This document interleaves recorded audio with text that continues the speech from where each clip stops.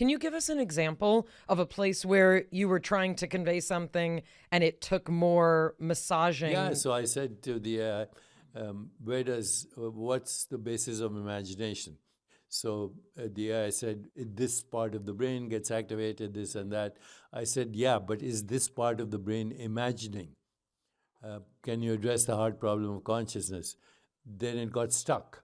I said, can you now go to Kabbalistic traditions and Buddhist traditions and look at, the idea that it begins with consciousness and then the neural correlates of consciousness are also an experience. So and it spills out in one extent. So- You're right. so, right. According to these traditions, and this is the proof for that. And it'll give you a mathematical answer. So you can tell it, I don't agree. right, and you can say, take this information, gather it, and come back. That's what I do always. So whenever it gives me what I think is the wrong answer, say, you have a physicalist bias. I say that. And selection bias. Now, why don't you look at this, and this? You smacked AI upside its And head. it says, that's a very interesting and revolutionary and counterintuitive idea, but it makes sense. Okay, so you can get AI to agree with you. Wow.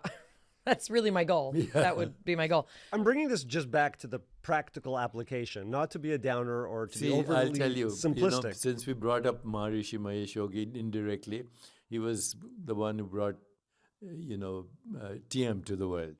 So when I first met him, he said, what are you studying? I said, neuroscience. He said, what are you studying? I said, the molecules of emotion. He said, they're not real. I said, what do you mean? He said, they are human constructs for modes of knowing and experience in consciousness. You should study consciousness. My wife was with me. She said, come with me. I'll introduce two experts on consciousness. This is way back in the late 1970s. So my wife was with me. She said, what are you talking about? He should leave his profession. Who's going to pay the mortgage? And he kind of thought for a moment. And my wife's question was, where's the money going to come from? He said, it's going to come from wherever it is at the moment. It's going to come from the field of infinite possibilities. I took the leap. I left what I was doing for a year. I went and talked to every expert in consciousness, Ayurveda. I wrote my first book, and it was a winner.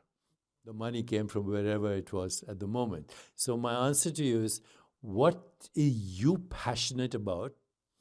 What actually really moves you? And pretend that you had all the money in the world and all the time in the world.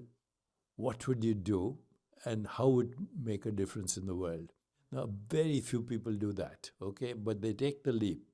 And once they do, the money and whatever the time is a byproduct. So if I'm reflecting back what I'm hearing, which I totally agree with, and I think people want to digest, is each of us have our unique path.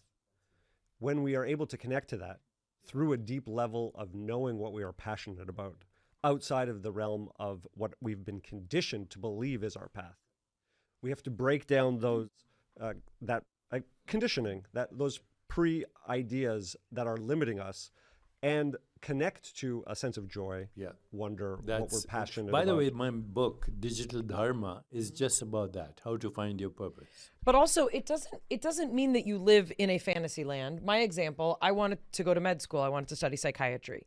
I did not have the ability to get the grades that were needed to go to med school. So the idea is not, that's really what I'm passionate about, and now my whole life is a failure. It's saying, what's the pivot given the limitations that I have? Because not everybody gets an A in organic chemistry. So mirroring these two elements where you are passionate about something, you're not, I was passionate about playing basketball, I was never going to be in the NBA.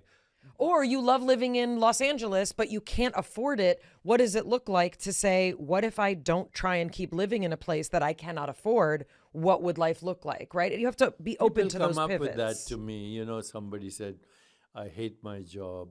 I asked her, this woman 10 years ago, what are you passionate about? She says, cooking. I said, start an online cooking course.